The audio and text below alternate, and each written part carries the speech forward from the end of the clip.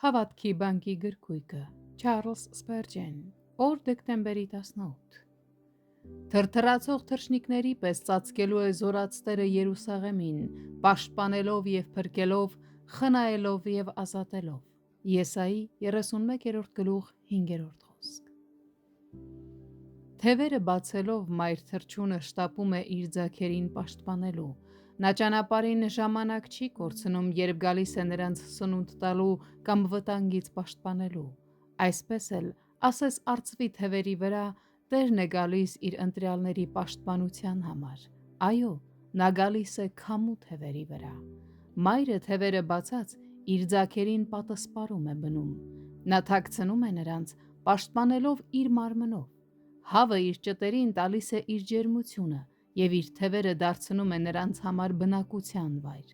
Այդպես էլ Աստվածն ինքն է դառնում իր ընտրյալների պաշտպանը։ Նա ինքն է նրանց ապաստանը, նրանց բնակարանը և նրանց ամենը։ Ինչպես թռչող և ծածկող թռչունները, քանի որ բառը երկու իմաստ ունի,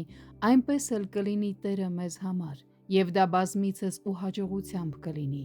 Մենք պաշտպանված և պահպանված կլինենք ամեն չարիքից։ Տերը, ով իրեն թռչունների հետ է համեմատում, թուլությամբ նրանց նման չի լինի, որովհետև նա զորած Աստվածն է։